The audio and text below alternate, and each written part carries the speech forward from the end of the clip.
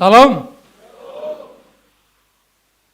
Saya sangat bersyukur dan berbahagia setiap kali bisa punya kesempatan menyampaikan firman Tuhan. Dan secara khusus pada siang hari ini, saya sungguh bersyukur untuk kesempatan yang Tuhan berikan dan Bapak Gembala dan Ibu yang serta pengurus gereja yang memberikan kesempatan ini. Terima kasih Pak Gembala, Pak Boas. Bapak Ibu yang dikasihi Tuhan, nyanyian-nyanyian kita meneguhkan tentang hari peringatan Jumat Agung, di mana kita memperingati peristiwa kematian Tuhan Yesus. Karena itu firman Tuhan hari ini berbicara tentang kematian Kristus menghasilkan hidup damai sejahtera dengan Allah bagi setiap orang percaya. Kematian Kristus menghasilkan hidup dalam damai sejahtera dengan Allah bagi setiap orang percaya. Hal ini dibuktikan dalam surat Roma pasal 5. Nah, untuk mendasarinya mari kita baca Roma pasal 5 ayat 1. Mari Bapak Ibu kalau membawa Alkitab baik yang digital maupun cetak, kita buka Roma 5 ayat 1. Kita baca bersama-sama. Kita baca sama-sama 1, 2, 3. Sebab itu kita yang dibenarkan karena iman, kita hidup dalam damai sejahtera dengan Allah oleh karena Tuhan kita Yesus Kristus. Kita hidup di dalam damai sejahtera dengan Allah oleh karena Tuhan kita Yesus Kristus. Saya percaya banyak orang punya kerinduan memiliki hidup yang intim dengan Tuhan. Memiliki hidup yang damai sejahtera dengan Tuhan. Dan kerinduan itu sering sekali didasarkan dengan pemikiran bahwa saya akan hidup intim dengan Tuhan, dengan damai sejahtera dengan Tuhan, apabila saya melakukan ini, saya mengerjakan ini, saya berbuat ini. Bapak Ibu yang dikasihi Tuhan, itu konsep di agama-agama di luar ajaran Alkitab.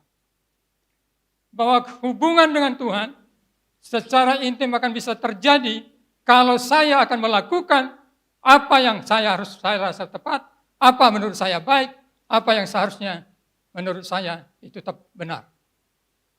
Tetapi Alkitab berkata tidak seperti itu.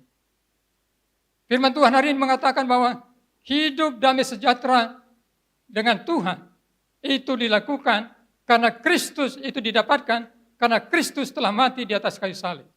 Buktinya, mari kita baca bersama. Yang pertama kita baca sama-sama ayat 6 sampai dengan ayat 8.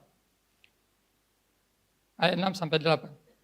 Kita baca sama-sama. 1, 2, 3. Karena waktu kita masih lemah, Kristus telah mati untuk kita, orang-orang durhaka, pada waktu yang ditentukan oleh Allah. Sebab tidak mudah seorang mau mati untuk orang yang benar. Tetapi mungkin untuk orang yang baik ada orang yang berani mati. Akan tetapi Allah menunjukkan kasih-Nya kepada kita, oleh karena Kristus telah mati untuk kita, ketika kita masih berdosa. Inilah dasar untuk memiliki hubungan damai sejahtera dengan Allah. Dasarnya itu didasarkan dengan apa yang distatementkan, dinyatakan firman Tuhan ini dalam ayat 8. Yaitu kasih Allah. Kasih Allah lah yang telah membuka pintu bagi orang percaya untuk memiliki hubungan yang intim dengan Tuhan, memiliki hubungan yang hidup dalam damai sejahtera dengan Allah. Dan kasih yang dikatakan di sini adalah kasih yang hanya terjadi dan dilakukan oleh Allah itu sendiri. Mari kita baca sekali lagi Bapak Ibu. Kita baca ayat 8 sekali lagi. 1, 2, 3. Akan tetapi Allah menunjukkan kasih-Nya kepada kita, oleh karena Kristus telah mati untuk kita, ketika kita masih berdosa. Jadi ayat ini berkata kepada kita, yang pertama Allah mendemonstrasikan, kata menunjukkan itu bisa mempunyai makna mendemonstrasikan, bisa mempunyai makna memperlihatkan, bisa mempunyai makna dia membuktikan kasih-Nya. Dan bukti kasih-Nya itu apa? Kristus mati untuk kita. Kristus mati untuk saudara. Kristus mati untuk saya. Kristus mati untuk kita semua. Itu bukti kasih Tuhan. Tapi tidak cukup bahwa Kristus mati untuk kita, karena dilanjutkan dengan anak kalimat yang ketiga, di firman Tuhan ini berkata bahwa kita mendapat kasih Allah ketika kita masih apa, saudara? masih berdosa. Kita akan menjadi orang yang suka mengasihi kepada orang yang mengasihi kita. Kita akan mengasihi orang yang berbuat baik kepada kita. Tapi ketika orang tidak mengasihi kita, membenci kita, sulit untuk berkata, saya mengasihi.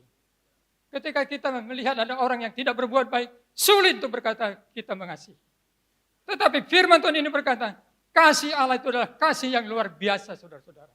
Dia mengasihi kita dengan membuktikan sesuatu yang begitu berharga di hatinya, begitu mahal di hatinya.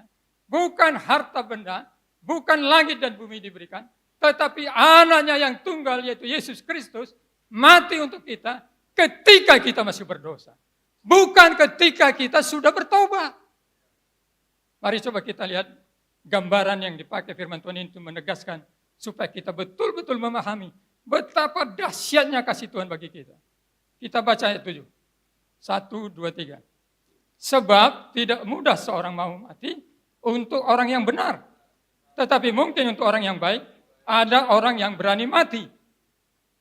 Nah kalau kita baca sampai 8, maka kita akan melihat ada 3 kelompok orang.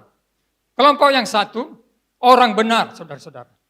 Orang benar artinya secara hukum, dia tidak salah. Itu artinya orang benar. Diteliti, ditelisik secara hukum, dia adalah seorang yang tidak memiliki kesalahan. Lalu yang kedua, orang baik. Nah orang baik belum tentu benar. Ya, banyak orang baik tapi tidak benar. Yang ketiga, penjahat, saudara-saudara. Menurut firman Tuhan dalam ayat 7 dikatakan apa? Tidak ada yang mau mati atau sulit untuk mau mati bagi siapa? Orang benar. Dan itu peristiwa yang terjadi di Jakarta pada waktu ada gubernur salah mengutip kitab suci orang lain, dia difitnah dan banyak orang tidak mau membela dia. Walaupun dia benar. Tapi kalau untuk orang baik mungkin ada yang mau mati. Kenapa ada orang mau mati untuk orang baik? Karena dia sudah termakan budi. Dia mati untuk orang baik karena dia balas jasa. Tapi orang mati bagi orang berdosa, mati bagi seorang penjahat. Logis tidak, saudara? Tidak logis. Tidak logis. Orang sudah mencaci saudara, saudara rela mati lagi untuk dia, saudara sudah ditipu orang lain, lalu saudara membayar hutang orang lain. Oh, itu tidak logis. Tapi itulah yang dikatakan dalam firman Tuhan ini. Kasih Allah begitu besar kepada kita.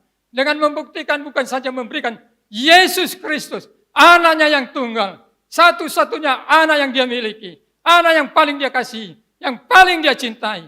Itu mati untuk saudara dan saya. Mati untuk kita semua. Ketika kita masih berdosa.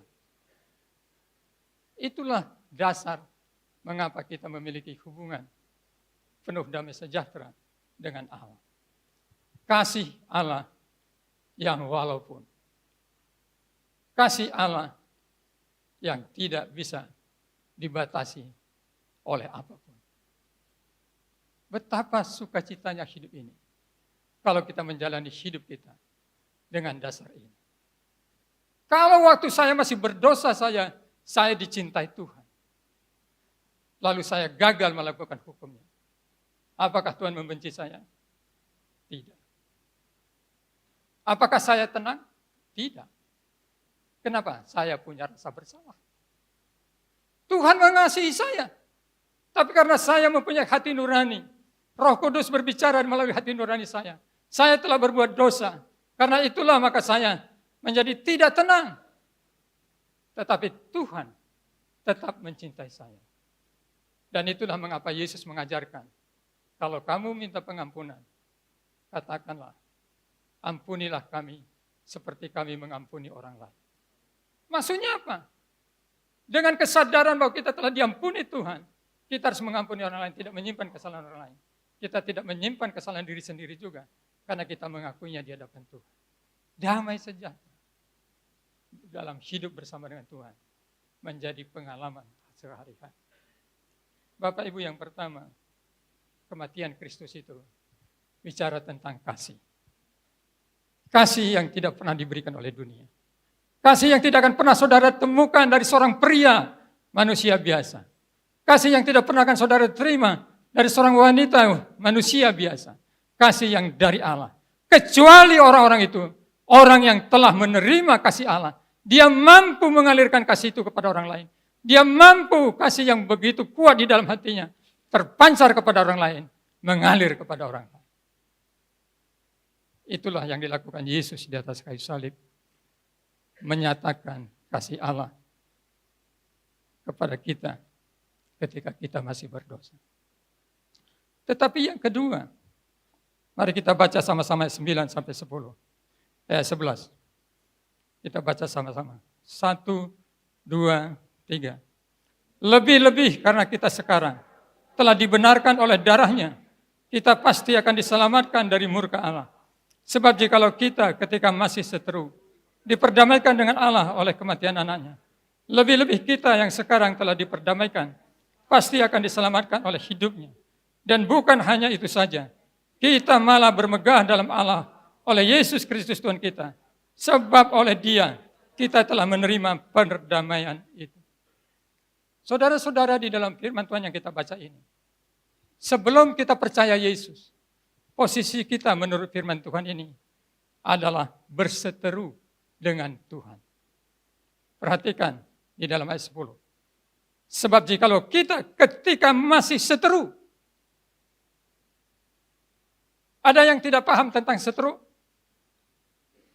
Semua mengerti tentang seteru? Seteru itu seperti Palestina sama Israel. Bermusuhan terus. Bermusuhan terus, saudara-saudara. Sudah berapa puluh tahun supaya mereka berdamai diusahakan oleh negara-negara lain termasuk PBB. Tapi tidak damai, berseteru, bermusuhan. Nah, banyak orang tidak sadar bahwa dirinya bukan saja menjadi orang yang berdosa di hadapan Tuhan, tetapi dirinya adalah seteru Tuhan, musuh Tuhan. Dia adalah pemberontak kepada Tuhan, dia adalah orang yang melawan Tuhan. Itu posisinya. Jadi tidak ada connect dengan Tuhan. Bagaimana mungkin orang mengalami sebuah hubungan damai sejahtera dengan Tuhan kalau dalam posisi sebagai seteru? Saudara-saudara, saya mau ceritakan satu pengalaman saya waktu saya masih muda. Saya sudah lulus sekolah teologi, menjadi gembala, tapi masih juga mengajar di satu universitas. Itu di Yogyakarta. Lalu suatu kali ada konflik di gereja di mana saya gembalakan dengan teman baik. Lalu dalam peristiwa konflik itu, satu anak muda mau pukul saya. Tapi dilerai oleh yang lain, tidak terjadi dipukul.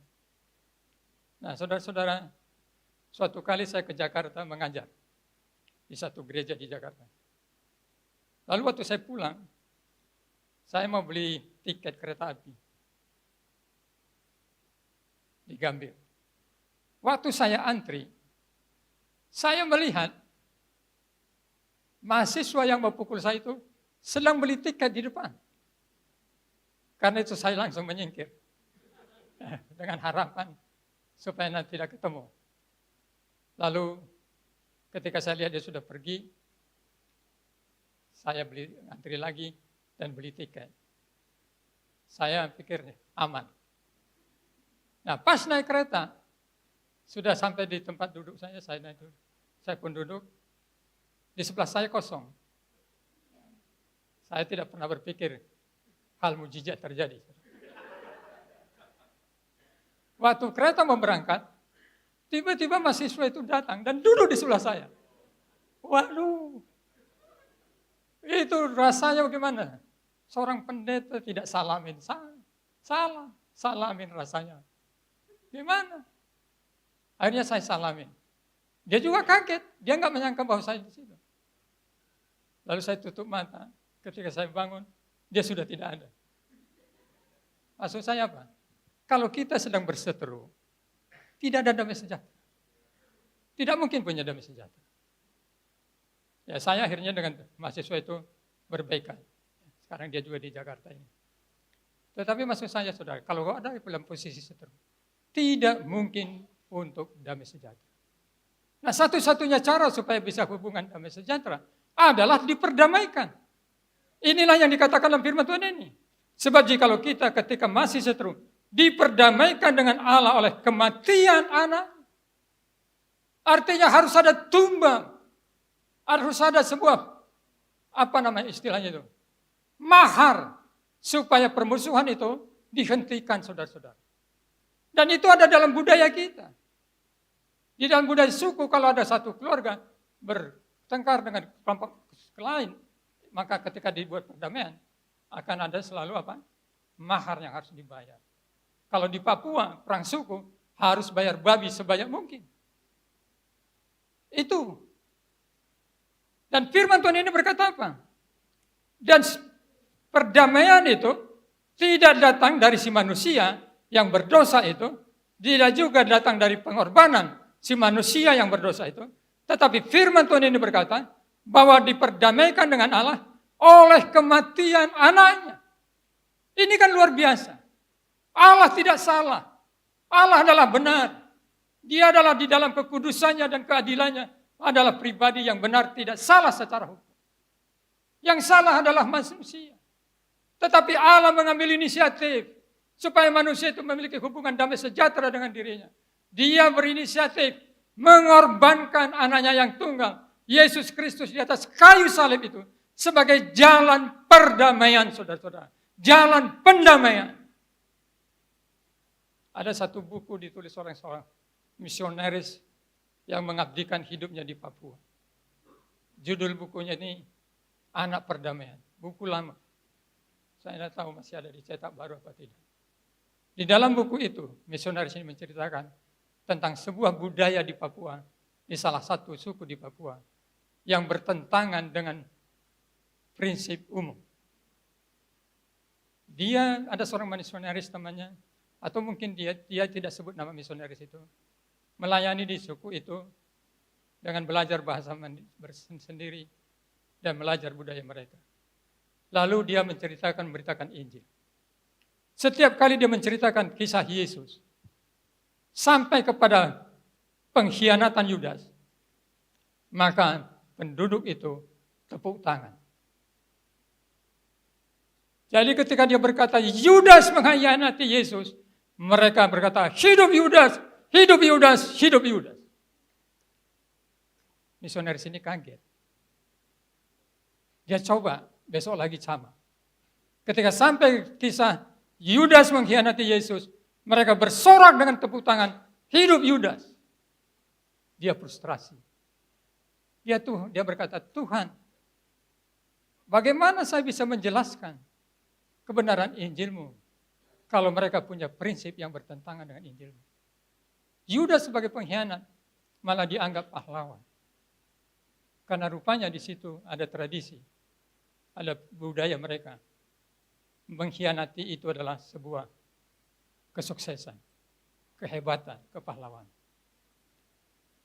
Dalam situasi bingung bagaimana memberitakan Injil, tiba-tiba terjadi sebuah perang antar suku. Suku itu berperang dengan suku lain. Lalu selesai perang, ada satu upacara yang dilakukan. Suku yang kalah memberikan seorang bayi sebagai tanda perdamaian. Dan bayi ini harus dirawat oleh suku yang menang. Dan tidak boleh dianiaya, tidak boleh dibunuh. Saudara-saudara, suatu kali misionaris ini kembali cerita tentang Yesus. Dan ketika sampai kepada Yudas mengkhianati Yesus, penduduk itu bersorak dan berkata, hidup Yudas, hidup Yudas. Dia berkata, stop, jangan ketawa dulu. Yesus yang dikhianati itu adalah anak perdamaian dari Allah. Dari bertepuk tangan dan bersorak-sorai, mereka menjadi berteriak-teriak dan marah. Bunuh Yudas, bunuh Yudas, bunuh Yudas. Saudara-saudara, bagi mereka, anak perdamaian adalah sesuatu yang harus dijaga dengan baik, dirawat dengan baik. Tidak boleh dikhianati. Akhirnya suku itu hampir semuanya menjadi Kristen. Suku itu ada di Lembah Balia. Saudara bisa searching bukunya. Penulisnya Don Richardson, judul bukunya Anak Perdamaian. Itulah yang dilakukan Tuhan bagi saudara dan saya. Kita adalah pengkhianat-pengkhianat Tuhan. Kita adalah orang-orang yang memberontak kepada Tuhan. Kita adalah pelanggar-pelanggar hukum Tuhan. Yang menjadi setru Tuhan. Tetapi di dalam kasih-Nya yang besar, yang hebat itu, Dia berinisiatif memperdamaikan dirinya dengan kita. Supaya saudara dan saya menjadi orang-orang yang memiliki hubungan, yang hidup dalam damai sejahtera dengan dirinya melalui kematian Kristus di atas kayu salib. Yang ketiga, mengapa kita bisa memiliki hidup damai sejahtera? Mari kita kembali baca ayat 1.